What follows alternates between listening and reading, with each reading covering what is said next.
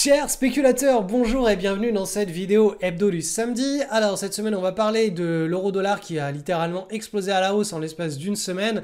On va parler du Bitcoin qui est toujours sous pression. On a la cocotte minute qui de jour en jour est en train de prendre en pression, donc on va l'analyser ça ensemble, ce qui s'est passé depuis la semaine dernière. Et vous allez voir, je vais vous dessiner un petit scénario pour les prochains jours qui a de fortes probabilités de se mettre en place.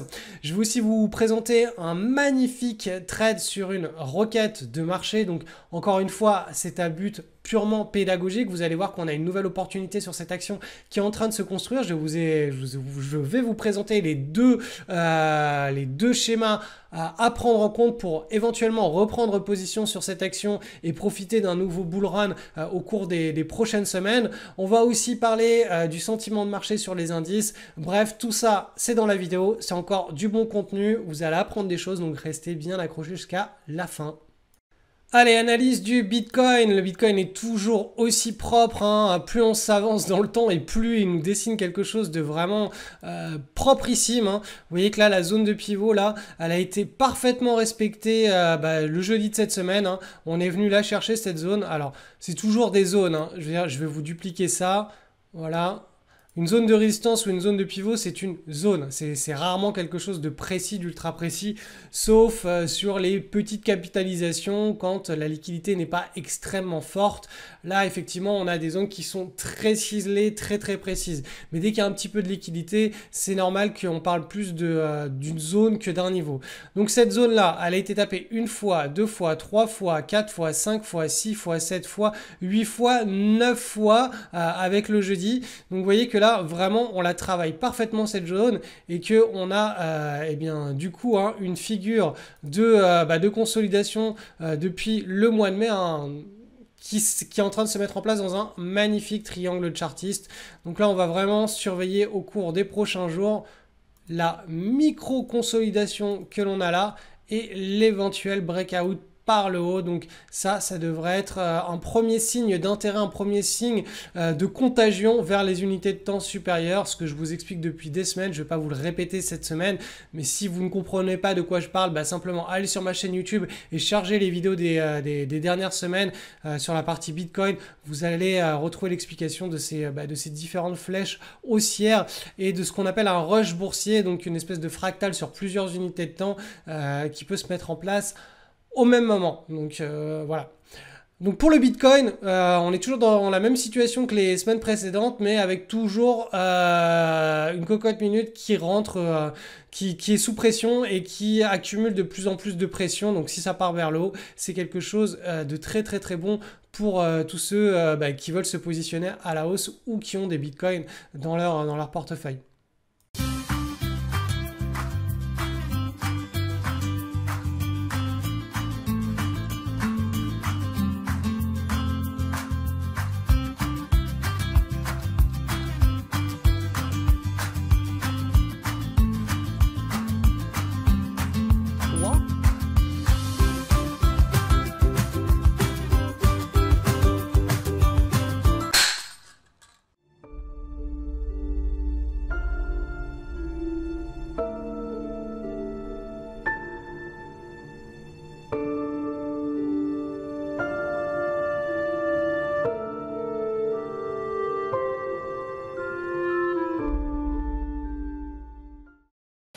Relève-toi, petite souris.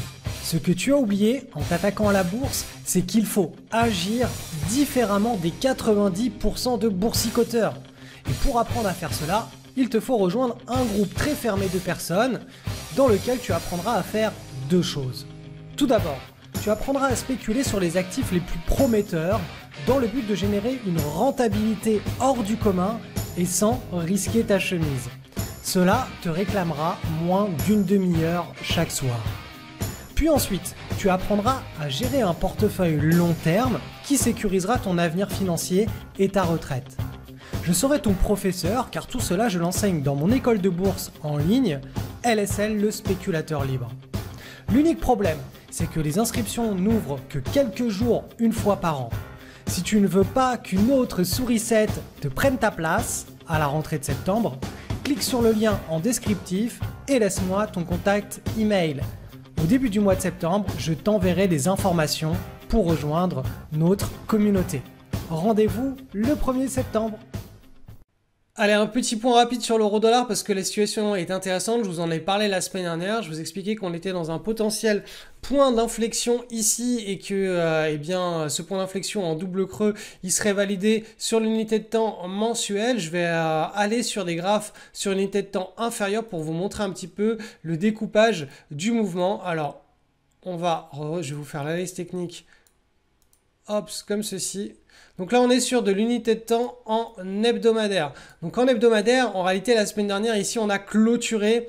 Donc quand je vous ai fait la vidéo, je ne vous l'avais pas montré, hein, mais on avait clôturé au-dessus du pivot. Et en journalier, c'est ça surtout qui est assez intéressant, c'est qu'on a eu une petite figure de consolidation en tas séance. Donc c'est vraiment des figures, c'est les figures que l'on traite dans la communauté. Hein. C'est les figures les plus intéressantes. Ne traitez pas d'autres figures. Prenez des mouvements qui sont haussiers, qui sont issus d'une belle base, avec un beau momentum, une belle vélocité. Ensuite, une belle consolidation dans une tasse avec une anse. Il faut que l'anse sur la fin, elle soit bien resserrée, comme ceci. On a eu le breakout le mardi 14 juillet, donc l'impulsion, hein, vous voyez, c'est toujours cette histoire de contagion d'une petite unité de temps vers une unité de temps supérieure. On a eu le breakout le 14 juillet, la validation du breakout le 15 juillet et le mouvement a été lancé. Donc là, on est dans une accélération du mouvement parce que le contexte que vous voyez ici, hein, une base, extraction de la base, première consolidation, donc dans une nouvelle grande tendance haussière qui a été initiée ici le 27 mai, bah, cette consolidation est vraiment nickel, elle est super propre, c'est le genre de contexte que l'on veut trader sur des petites, moyennes capitalisations et plus rarement sur des grosses capitalisations. Et donc ça s'est mis en place hein, dans un contexte où vous le voyez, hein, en mensuel, on est dans un retournement de cycle. Donc en réalité, on ne le voit pas ici puisque c'est un zoom arrière, hein, le mensuel, mais ça s'est créé, tout ce contexte que je vous ai montré en daily, ça s'est créé juste ici, là, hein, et sur une zone très touchy, hein, c'est-à-dire très suivie par les opérateurs. Donc en principe, hein, l'eurodoll, il devrait véritablement hein, s'apprécier au cours des prochains trimestres. On est parti pour le run. Voilà, là l'objectif est autour de 1,25. Allez, petit point rapide sur mon chouchou l'or, hein, l'or qui depuis hein, le mois de juin 2019, hein, je vous le dis, c'est vraiment un nouveau super cycle qui s'est enclenché. Vous pouvez aller voir sur la chaîne YouTube l'analyse en direct hein, du mois de juin et du mois de mai de l'année précédente. On a effectué hein, le breakout ensemble, on a timé la prise de position ensemble et c'est une prise de position sur du moyen long terme. Hein. Les cycles de hausse sur l'or, hein, vous voyez 2003 et point haut 2011. Hein. Donc c'est des cycles de 7-8 ans. Hein. Le dernier cycle a duré 8 ans. Celui-ci devrait durer aussi plusieurs années. Donc là, on arrive à une année. Donc on a déjà un an sur les 7-8 ans attendus. On est au mois de juillet. Le mois de juillet n'est pas terminé, mais il devrait se terminer rapidement. Vendredi prochain, vendredi prochain, on passera sur une nouvelle barre mensuelle et on est dans une accélération. Rappelez-vous, en journalier, donc je vous avais parlé d'une figure chartiste qui était celle-ci. Voilà. Et je vous avais dit ici, j'aimerais bien que ce triangle casse par le bas pour pouvoir racheter de l'or physique, soit sur ce niveau-là, soit carrément sur ce niveau-là, mais que si ça cassait par le haut, c'était un petit peu, c'était foutu parce que on devrait s'attendre à une accélération haussière de l'or. Donc ça a cassé par le haut. Ceux qui ont joué ce breakout, hein, je vous rappelle que le stop se met en dessous sur des petits triangles, en dessous du triangle. Donc ça a un petit peu retracé, le stop n'a pas été touché. On a eu à nouveau un triangle chartiste qui s'est dessiné, à nouveau un breakout hein, sans valider la position précédente. Donc ceux qui n'étaient pas rentrés sur le dernier signal chartiste, il y avait un nouveau signal de breakout chartiste ici. Et donc là, on assiste à l'accélération tant attendue hein, pour ceux qui ont pris position autour de la mi-mai. Là, on est en train d'assister à l'accélération. Donc, on verra jusque là où ça nous mène. Le seul petit souci, hein, c'est que en général, quand ça s'accélère très fort comme ça en mensuel et qu'on a plusieurs barres d'accélération, ça peut monter très haut, très fort à court terme sur, par par exemple l'été, mais plus ce mouvement sera vertical en forme de climax ou d'hyperclimax run, et plus derrière il faudra aussi s'attendre à une consolidation dans ce nouveau cycle de hausse qui sera longue et qui sera vive, c'est-à-dire un retour de bâton assez vif et assez long. On a eu ça notamment voilà, en retour de bâton assez vif, on avait celui-ci. Donc vous voyez que là on avait bien accéléré la hausse, ça a stoppé, et là on a eu un retour de bâton qui était quand même assez vif puisqu'on avait retracé pratiquement toute la hausse de l'or, consolidation, et là à nouveau le bull run. Donc voilà, vu que là on est vraiment en train de partir très haut et très fort, il faudra s'attendre à un moment ou à un autre, donc ça on timera ça ensemble, hein. Semaine après semaine je vous en parlerai. Mais il faudra s'attendre à un mouvement de contrebalance, hein, tout simplement assez significatif. Mais quoi qu'il en soit, ce mouvement, ce retour de bâton n'invalidera absolument pas, en principe, hein, le mouvement de hausse, le nouveau cycle de hausse initié sur l'or, qui est vraiment, lui, une grosse tendance de fond sur du très long terme et qui est notamment corrélé à la masse monétaire qui arrive en circulation avec l'impression des banques centrales. Analyse technique et du sentiment de marché sur le SP500. Donc cette semaine, une petite semaine de pause bien estivale, hein. On est rentré dans la zone rouge là en haut de cette grosse zone de points durs, hein. Je vais vous afficher ça en journalier, voilà, comme ça on y voit beaucoup plus clair. Donc ici, à partir du mercredi 15 juillet, on est entré dans une nouvelle dynamique de hausse. On a une première zone de points durs, hein, qui est dessinée, donc là en principe ça devrait consolider. Alors, je vais plutôt vous mettre ça comme ceci. On devrait observer sur ce point dur une consolidation, puis ensuite, éventuellement, on irait chercher l'objectif chartiste dont je vous ai parlé au cours des dernières semaines, hein. Donc voilà, ça c'est le scénario le plus probable au cours des prochaines semaines et au cours des prochaines séances. Donc pour faire simple, d'un point de vue sentiment de marché, on est toujours sur un flux haussier. Donc si vous trouvez des swing trades en daily, notamment à très court terme, ça peut le faire. Mais par contre, sur le moyen terme, hein, je vous rappelle, on est sur un mouvement haussier qui a débuté depuis la fin du mois de mars de cette année. Donc le potentiel de hausse, il est vraiment derrière nous, hein. On a déjà épuisé la plupart de ce potentiel de hausse, au moins sur l'été. Donc voilà, une fois que l'été sera passé, ça risque d'être beaucoup plus compliqué, hein, d'aller dépasser les nouveaux plus hauts historiques et de se retrouver sur un bull market qui nous dirige vers 5000 ou 6000 points. On devrait d'abord consolider en premier lieu, hein. Donc une consolidation, hein, sur le moyen terme, c'est davantage quelque chose qui reprend un petit peu en volatilité avant d'à nouveau réduire sa volatilité. Donc ça c'est le scénario moyen terme, et le scénario court terme, encore une fois, hein, c'est ce petit objectif qui est en ligne de mire. Allez, un petit cas pratique de swing trade en daily qui est assez typique, hein, de ce qu'on appelle les requêtes de marché. Donc je vais vous faire le cas pratique sur l'action FUV qui est en train d'à nouveau mettre en place une consolidation. Donc ça on y reviendra après, je vais vous le faire en deux étapes. La première étape, c'est l'identification de ce contexte de trading. Alors ne croyez pas que des trades comme ça, des contextes de trading comme ça, on en est 10 par jour. C'est des contextes qui sont extrêmement qualitatifs. Si vous lancez vos screeners tous les soirs, vous n'allez pas en trouver beaucoup, hein. Ça veut dire qu'il y a des conditions de marché pendant lesquelles on va en trouver certaines semaines et certains mois une quantité satisfaisante, mais tous les mois et tous les trimestres, on n'en trouvera pas forcément. Ça dépend vraiment de la vélocité du marché. Et vous l'avez vu, sur le SP500, la vélocité a été forte au cours des dernières semaines, puisqu'on a eu une reprise en V, et donc ce V, forcément, la deuxième barre du V, elle est assez verticale, et ça a lancé certains secteurs dans une verticalité haussière, hein, dans une panique à l'achat qui était assez significative.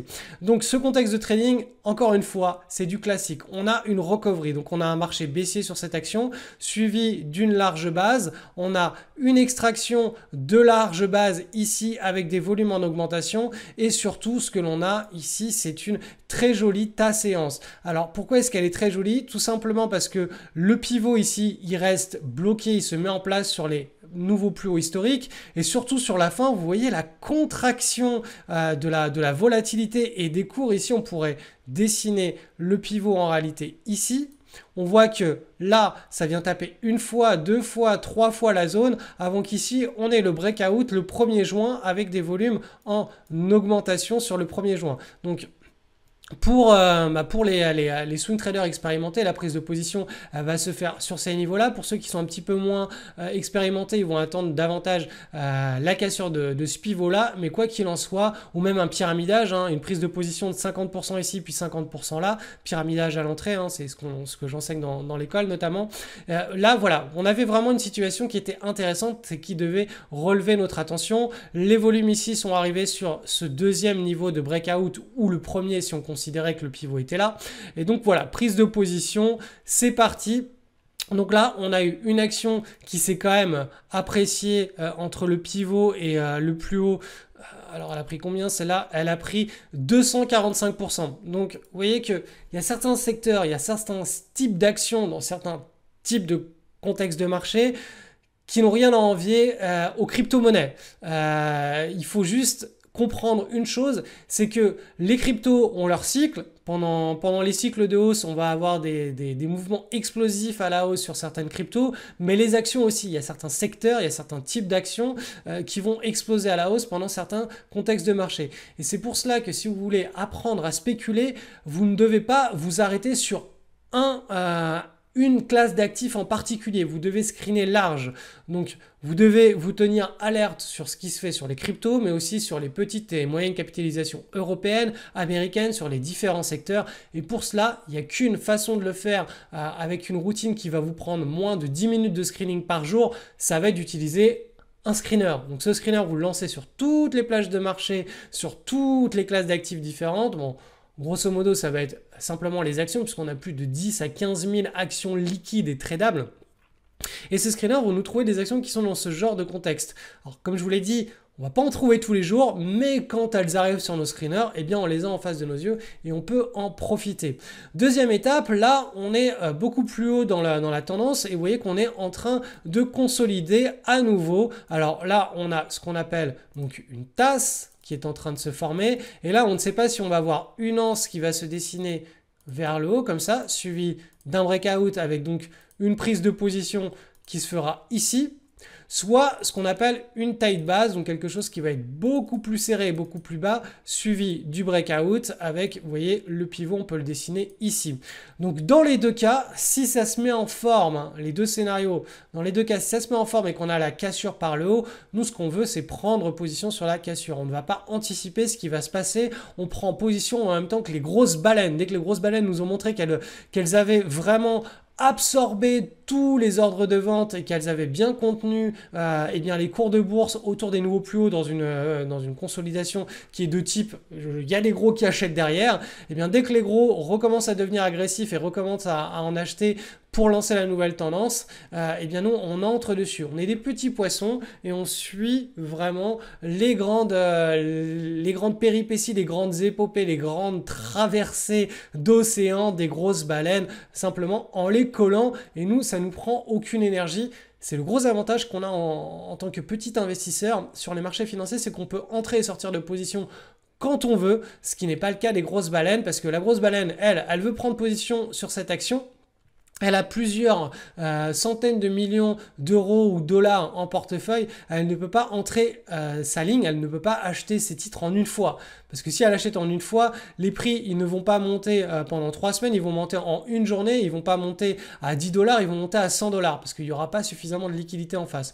Donc cette grosse baleine va tout simplement eh bien, disposer ses ordres d'achat sur plusieurs semaines, plusieurs mois, voire plusieurs trimestres pour construire sa ligne et obtenir voilà, une ligne, une quantité d'actions suffisante, un montant suffisant pour que ce soit représentatif dans son portefeuille de plusieurs centaines de millions de dollars, et donc elle est obligée d'étaler ses ordres d'achat dans le temps. Donc on a une certaine forme de sécurité ou de force haussière quand on a détecté ça sur un titre, parce qu'on sait que derrière, nous, quand on entre en une fois sur le titre, derrière, on va avoir une grosse baleine qui va étaler ses ordres d'achat sur plusieurs semaines à plusieurs mois, et que ça va entretenir à la hausse, ça va générer de la puissance haussière, du momentum, de la vélocité à l'achat.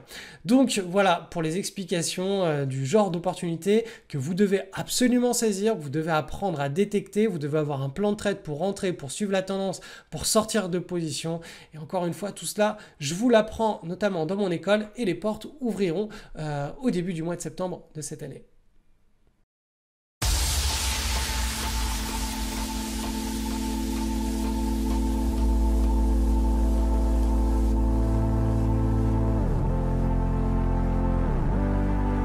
Alors si aujourd'hui je me permets de te contacter, c'est pour une raison très simple.